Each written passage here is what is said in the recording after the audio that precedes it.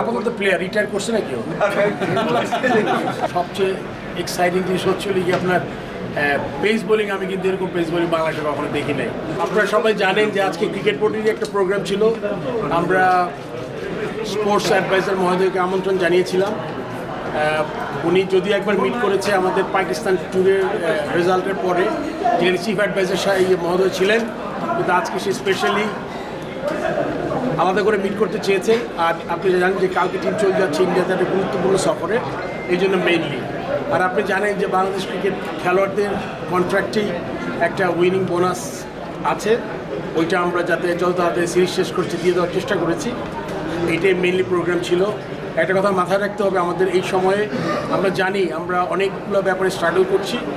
এই পুরোপুরি সহমর্মিত। আমি আমার আগে বক্তৃতায় বলেছি যে বন্যা গেল, তারপরে আপনারা মনে করেন এত ছাত্র জনতা তারা স্ট্রাগল করছে, 15-20 হাজারের মতো, তাদের সবার প্রতি আমাদের সহমর্মিতা আছে। এই জন্য আপনি শুনেছেন ক্যাপ্টেন বলেছে তারা একটা পোষণ দিবে।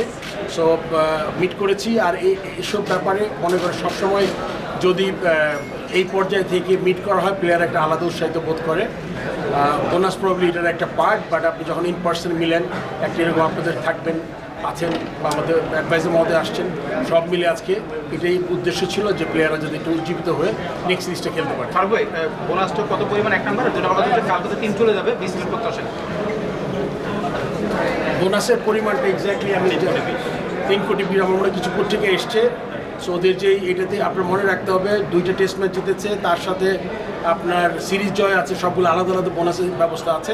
তো এটার একটা পোর্শন তো যাবে আপনাদের যে বর্ণাঢ্য বা ত্রাণ তহবিল, আপনার যেটা আমাদের চিফ অ্যাডভাইজারের আছে।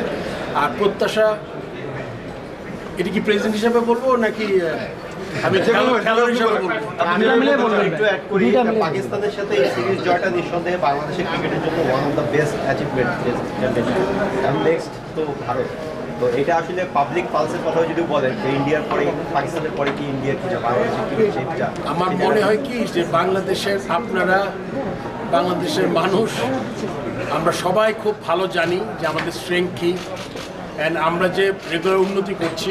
বাট আমি প্রেসিডেন্ট এবং ফর্মার প্লেয়ার হিসেবে একটা কথা বলতে পারি যে 1-2টা উইনের থেকে সবসময় বলে আসছি আমি, আপনি যদি আপনার পারফরমেন্সটা একটা সার্টেন স্ট্যান্ডার্ডে নিয়ে যেতে পারি, যেখান থেকে আপনি রেগুলার বেসিসে আপনি জিতবেন এবং একটা টিম একটা স্ট্রেংথে দাঁড়াবে। যেমন করে আমাদের ওয়ান ডেতে এখন মানুষ মনে করে যে বাংলাদেশ একটা শক্তিশালী দল। তামিম এসেছিল আমার সাথে, জানেন আমি প্রেসিডেন্ট হওয়ার পরে প্লেয়ারদের সাথে এরকম বসতে পারি নাই।